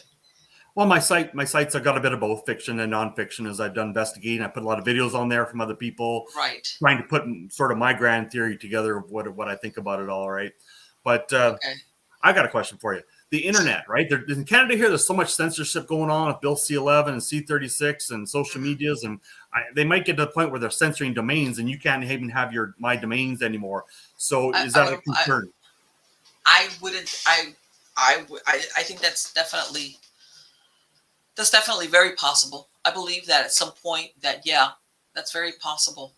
That's going to, and let's face it, I think people are waking up. Well, what happened with Canada with the truckers and what they did with that helped wake me up and set me off to investigate more earnestly. Yeah.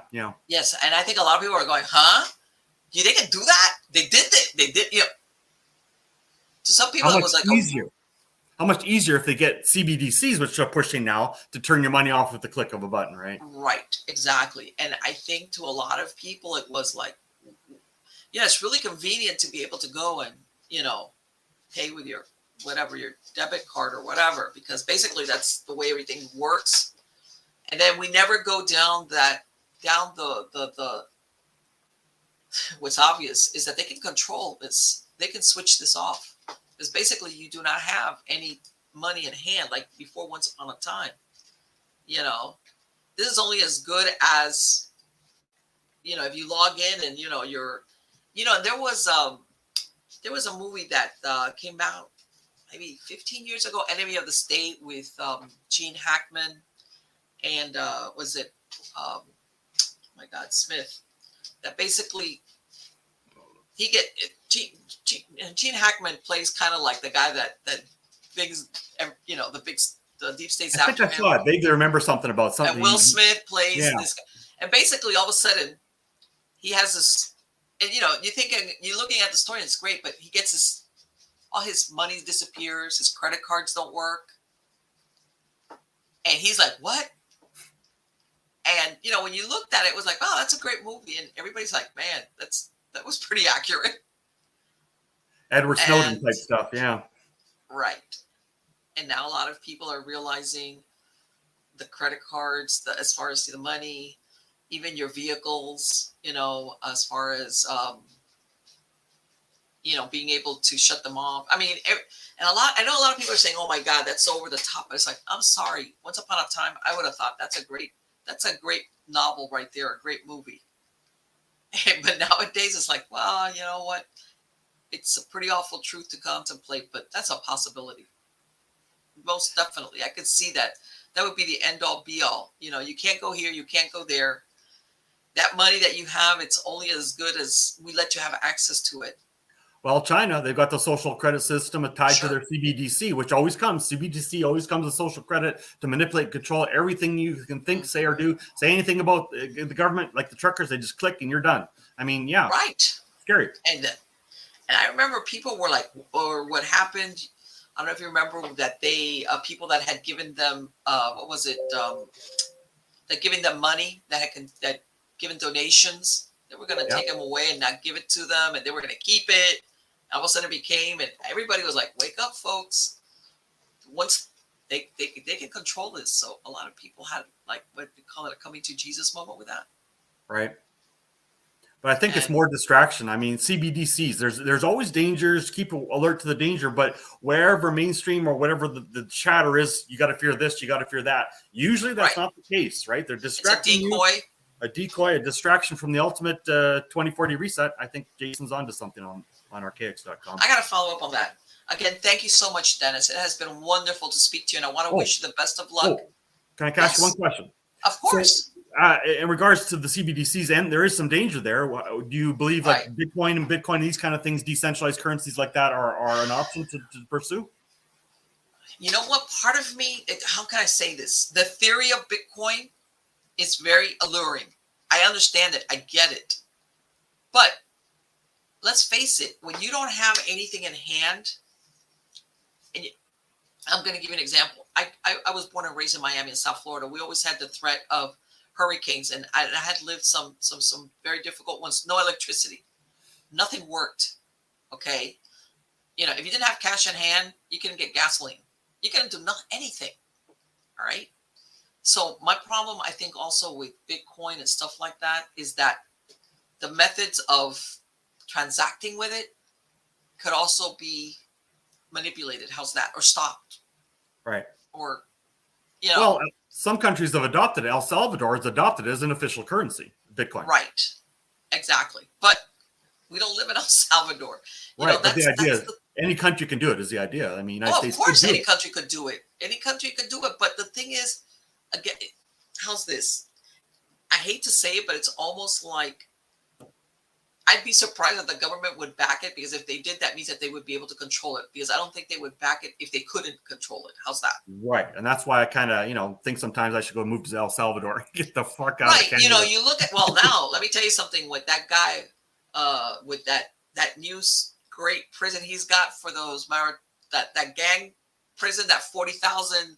I was like, man, hats off to that guy. They painted these gangs like, oh man, they're the Maratrucha, the MS-13s, like, and he's got them with little hands on each other's shoulder and their undies. It's like, man, he knows how to do it. He knows how to do that. Yep. I don't care how many tats they got. Have you heard of Quartal.org, Quartal Network? Quartal? No. What is that? Yeah, if you go to Quartal, QORTAL, I think it is, .org. Uh-huh. It's a internet infrastructure replacement project. Really? Yeah, I talked to the founder, Jason Crow. I talked to him, and I'm a programmer too, so I talk his language. I understand what he's trying to do there. It can actually entirely replace the internet. So I just mentioned that as a safeguard. Look into it. Maybe we'll recommend it to your viewers, because if they ever do censor the internet, if they ever censor the internet totally, you want to go to a different network, this can do that. And it's totally decentralized. You cannot. It's technically impossible. Technically impossible to censor anybody there. Which that's, you know what? Let's not even go.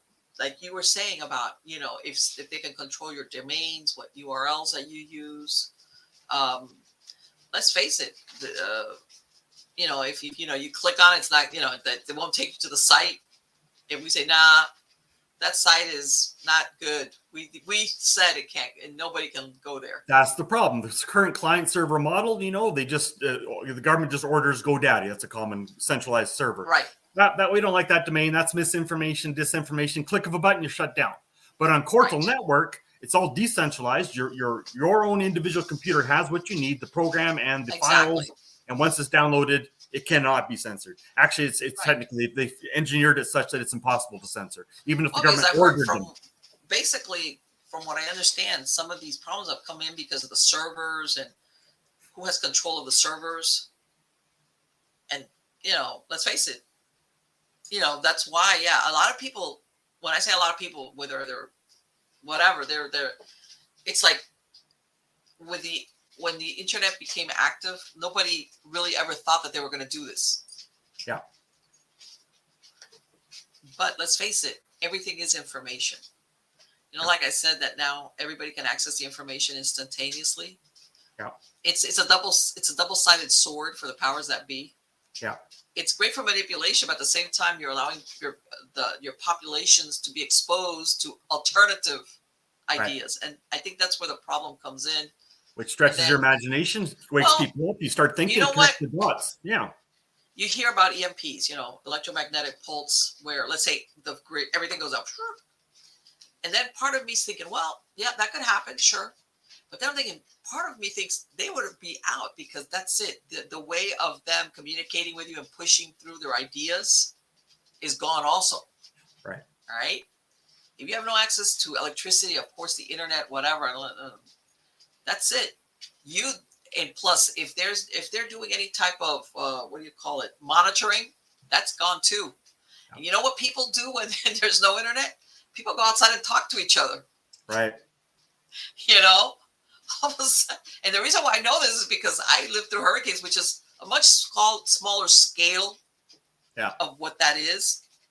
But when there's no electricity, and I lived like in '92. I lived through Andrew, which ran over everybody, and where you got neighborhood people to get together and guard each other's house, and people running with generators, and so I know that what happens is if there was ever an EMP, it has a lot of problems that come with it, especially if you have health problems, whatever. But I'm always thinking, I'm always divided on whether they would let that happen because there's a downside for them as well. Yeah. If we're not hooked up to the internet. Yeah. I mean, I've wondered, I've gone down the rabbit hole. Do they even have nuclear weapons? They've got mother of all bombs, Moabs that can do a mushroom cloud, but that not nuclear really? They're just more fear porning, more. You think so? Wow. You know what? I've never thought of that because, you always think of even now, what's going on with Ukraine and Russia and China and everybody's like, oh my God, nuclear war. Whoa. This is like a extinction level thing if this gets out of control with nuclear weapons. Right. But if you think that's interesting, that concept. Hiroshima and Nagasaki, if you look at the war footage, it just looks like it was carpet bombed with a lot of bombs. It doesn't fit what a nuclear bomb would totally. I mean, rivers and buildings are still there. It's like there's a lot of questions around that. I know. Recently I heard of that, and I was like, "What? Nagasaki? What? You mean that really wasn't a nuclear blast? What?"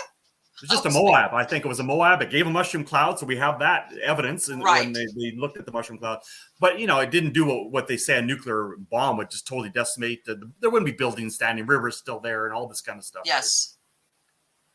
And wouldn't there be radiation there for hundreds of years, and yet they went back real quick? See, that's another thing. I've never gone exploring, but I had heard something that the radiation supposedly is not accurate as far as. And like Chernobyl, the big radiation leak in Chernobyl, and how quickly did they go back there? I mean, it's all just bullshit, I think. No. I'm not a nuclear physicist, but I can connect a few dots. It's bullshit. And you know what? And you know what's really funny? I remember one time, what show was it?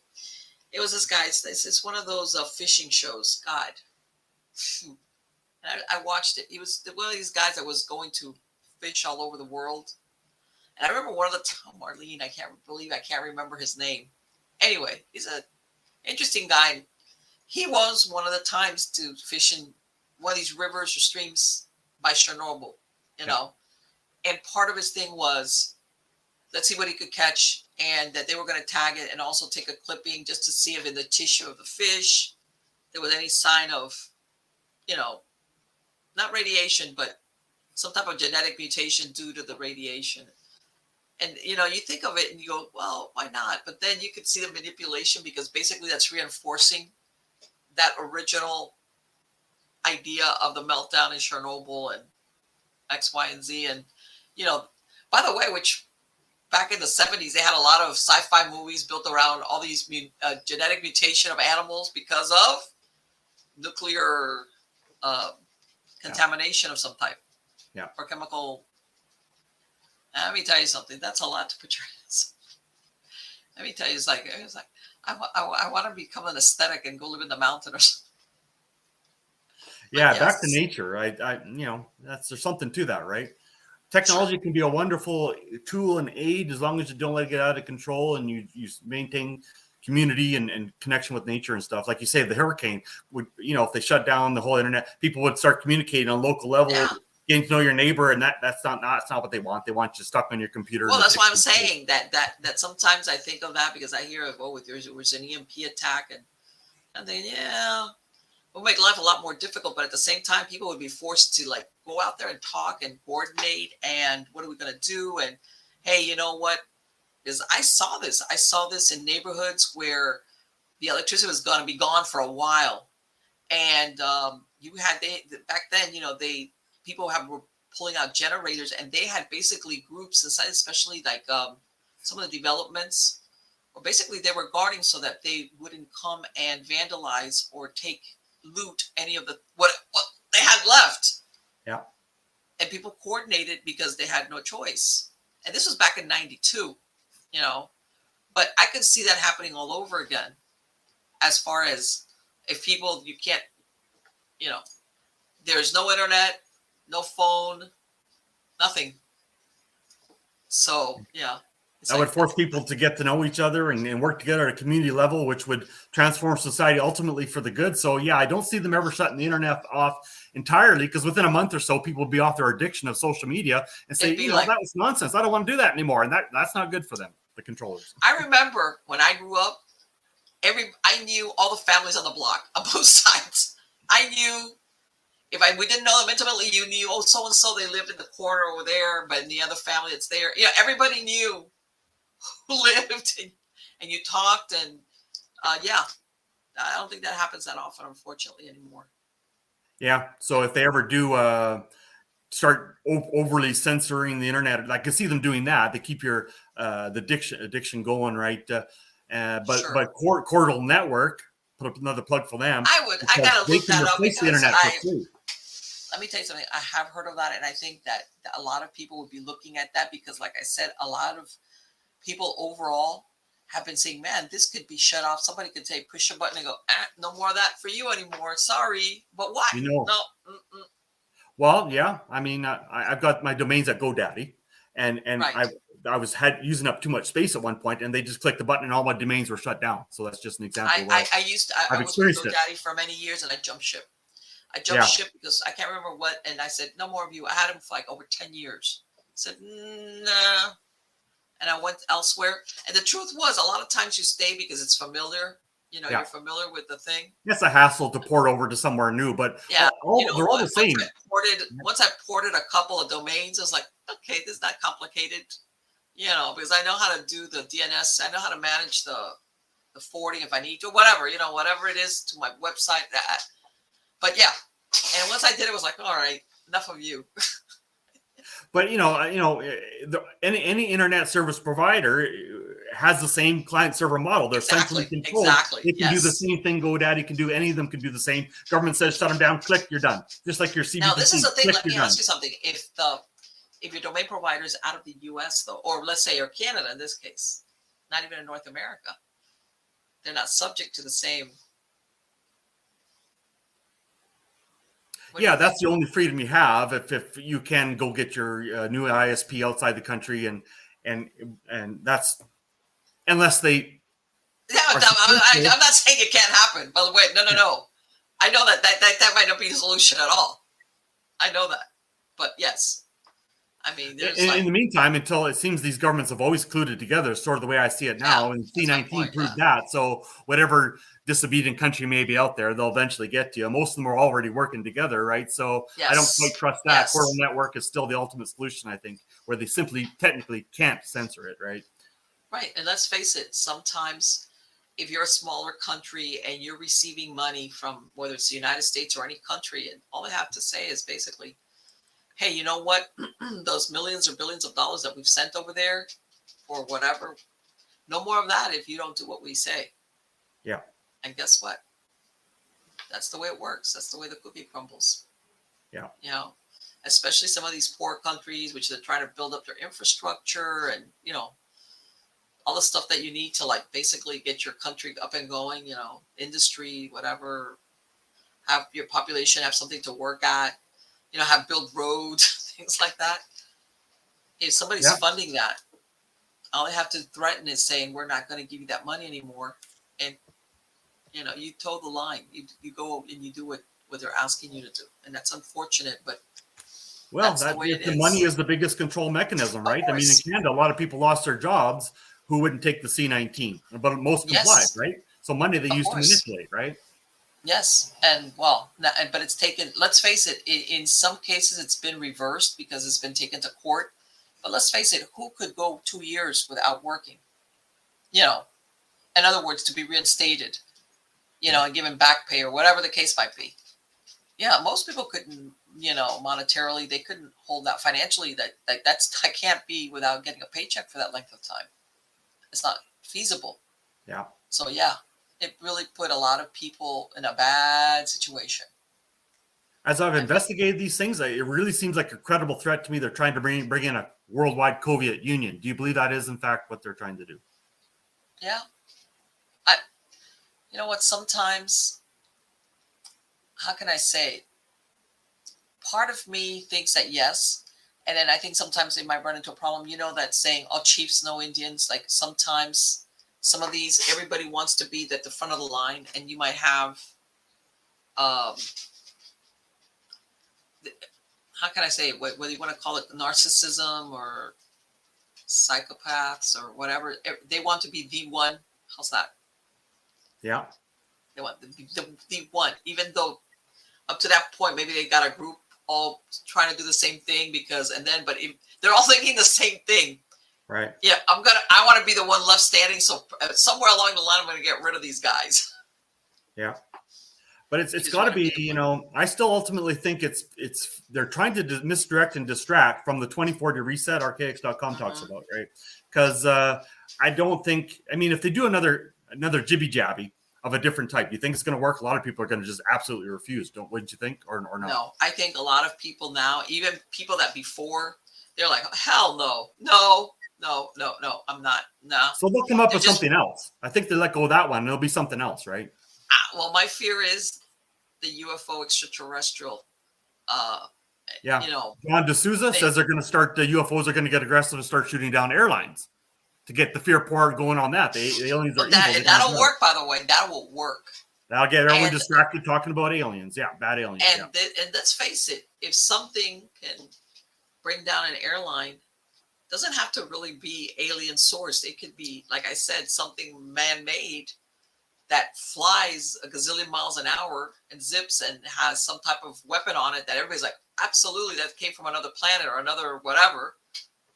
And that will really put the fear of God in a lot of people, because that seems so, it's almost like, you know, the Japanese movies where you see the monster come up and you see the people running, you know, that was like all these Japanese movies. That was the whole part of the majority of the movie was the little humans running. I think it would do that thing to people's brains where they'd be like, we're this size and that thing is, you know, the monster, whatever it is we're like outmanned, outgunned, because we would be led to believe that that superior technology is not ours. Yeah. Or how could we do that to our own people? How's that? Yeah. Well, if I think sometimes that if this simulation theory is true and quantum mechanics and all kinds of evidences for it, the NPC concept makes sense, right? Not everyone in this reality is really human. I know I'm human. Okay, so Right. if a plane gets shot down, and it could be all entirely just to scare the true humans, because there was nobody really human in that plane anyway. You know what I'm saying? There's human kind of psyops, and there's what you call supernatural ET kind of psyops. Well, There's much more going on than we know. Well, and of course, I mean, how would anybody ever know unless you work at the Emmy's office? If there's anything to be recovered as far as remains, you know what I'm saying? Yeah. But if you look at, to just give you, okay, so Jason Bashir's wrote a book called The Lost Scriptures of Giza, where the number 1776 is encoded in the Giza pyramid in many ways, and also the number 138, which he equates to his theory that every 138 years, according to the ancient records, Phoenix comes. But also what famously happened in 1776.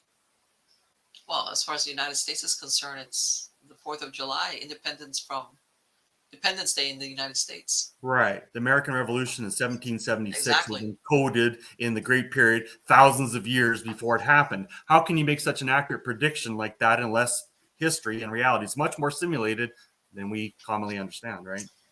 Well, or manipulated is what you're saying. How can mere humans manipulate that, right?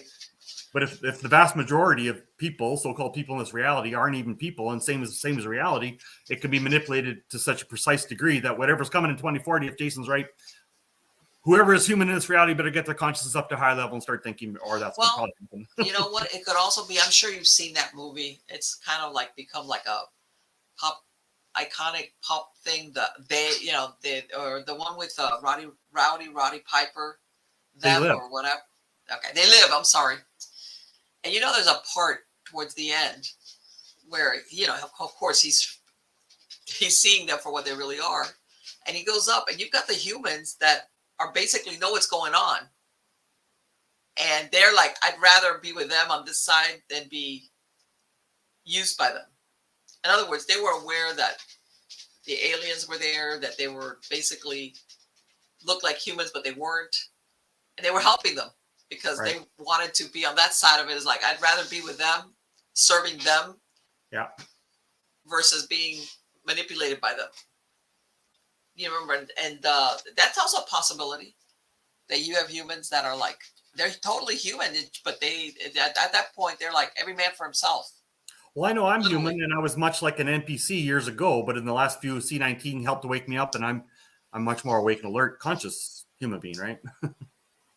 And I think that's happened to a lot of people, Dennis. A lot of people even that normally would dig in their heels and go, I don't want to deal with that. I think a lot of people have been forced into that position. Some more than others. All right. But a lot of the stuff that I think that subjects or theories that before were like, that's really woo, that's out there. That's like, yeah, that's sure. Okay. There's a separation of the wheat and the chaff, I'd say, and the wheat needs to get together and raise their consciousness and start cooperating. And the chaff, just consider that maybe they are literally not even human. I'm not going to worry about them. You know what I mean?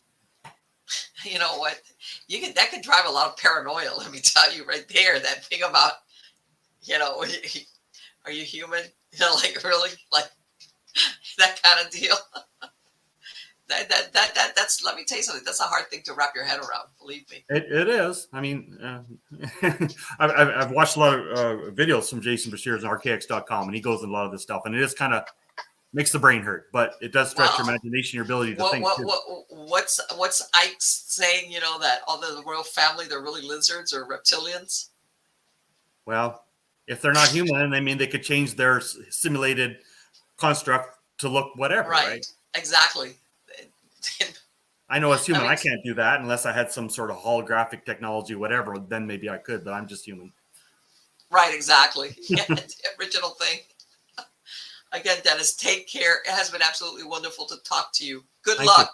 Thank you very much for having me on. Of course, my pleasure. Take care. Thanks. Bye. Bye-bye.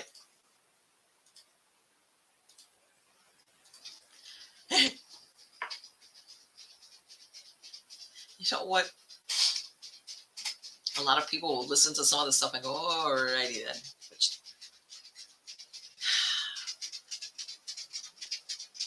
I've said it before and I'm going to repeat it. I consider myself an open-minded person. And this is the thing. When you, how's this? When you entertain a theory or whatever, whether it's a theory or belief, whatever, doesn't mean you accept it. But I think you always have to leave yourself open to the possibility of what if. And I think before everybody was much more delineated as in, I believe this, I can kind of believe this, and absolutely not. And I think now, lately, with a lot of things that have happened, those lines have become a little bit blurred, because a lot of things that a lot of people are saying, absolutely not, that's impossible, that couldn't happen. The people wouldn't do that. People wouldn't do that. The government, whatever, the medical field. But no, they would never do that. People are seeing things that it's like, man, you know what? That was a nice thought, but that's not the reality of things. And I don't want to believe it. I don't want to think that's possible. Or whether it's, you call it disdain for humanity or for human life, or this, you know, how can I say, this insistence that whatever their, I don't know, their vision for the future doesn't include you or humans, as in us humans. That's a hard thing, because I think majority of people would find that difficult to be that way personally. Yes, we have our psychopaths running around and our little sociopaths. They've been around all the time. But the majority of persons, if you told them, you know what, your vision of your future is you're going to do all these things to manipulate and maybe even depopulate the planet because whatever. Most people would be like, nah, I don't want to do that. You know, there's that wouldn't be part of what they would see as a perfect world or utopia or whatever. So for us, I think it's hard to believe that a person or any set of people could think that domination and these restrictions or anything could be any part and parcel of utopia. Most of us are like, nah, you know what? I'd rather go with the future where there is freedom and we've gotten technology and we've traveled to other worlds and maybe, you know, we've expanded, but despite all our technological advances, we're still very human. You know, we have emotions. You know, we're not like Mr. Spock, where emotions were seen as a detriment. That we're complicated and simple at the same time, even if we've been able to, let's say, travel to other worlds. I think most people would see the future. Yes, that maybe we've gotten smart enough to deal with certain diseases, poverty, you know, all the maladies of the human condition, you know. But it would never be at the cost of subjugating any part of humanity. I think the majority of people would never see that as a utopian future for humans or for the world. That's not part of our makeup. Because then what's the purpose of it all? Hey, you guys, cut it out. As you can tell, they're all having fun. Anyway, I hope you like this show, guy. I'm telling you. Talking to Dennis, I was like, okay, what else are you going to throw at me? I got a lot of great guests. Okay, hey, you guys. Come on. Bubba, cut it out. They're like kids. I'm telling you, they're like kids. They choose the most opportune moment to do stuff like that. But anyway, I hope you like the show. I really had a good time talking to him, because let me tell you something. I think that extrapolating and thinking of all these different things and possibilities, and as far out there as some of them seem, why not? I mean, some of them maybe, you know what they say, hindsight's 20/20. You look back and say, man, I can't believe at one point I was considering that that's a possibility. And it turns out it's not. Okay, but at least we owe it to ourselves to keep our minds open, because like I said, just because you entertain something doesn't believe you're going to buy it wholesale and say, oh yeah, that's absolutely true. But you at least got to keep your mind open, all right, and examine things. Because some things, maybe they're partially right, not maybe totally, but partially right. And you take what you want from it and say, you know what, this is plausible, this is possible. I research it, and this is pretty accurate. And like I get, and I'm going to repeat it. We are creatures of our habit. The majority of us, even adrenaline junkies, even the people that, the routine is like, are you killing me with this? All of us like to have these fundamental truths of our lives to be stable, right? Because this is the world I live in. This is the world maybe I grew up in, that I exist, that I operate in. And when you start shaking that paradigm a lot, most people don't deal with it too well. They don't want to go there, that somebody comes up with an idea or theory or something that really takes it another direction. And people are like, no way, no. And it's at the core of it is we just want to keep everything the same as it is. There's nothing wrong with that. But let's face it, change is inevitable. Like I said, I think a lot of people that say, oh, I want things to be the way they were. A lot of things are worth preserving, but I don't think we'll ever get back to where we were, let's say, before 2020. The truth being, because, when you see something, you cannot unsee it. All right. So our new reality is taking the best from the past and moving forward. And sometimes changes, but it turns out to be a good thing. How's that? That in retrospect, as time goes by and you look at things, you realize, that maybe that those years or those events, which were very difficult and they were stressful, and God knows that when we look back at that, you go, it was difficult, but it was necessary. It was good. It served a greater purpose, that if it wouldn't have happened, or if it would have been delayed, it would have been worse. And I'm thinking that that's really what's happening now. Like I say, I'm a humanist. I believe in human beings. I believe in the goodness of human beings. And then in the end, we're going to triumph as we figure it out. Because like they say, we live in interesting times. So until next time, take care.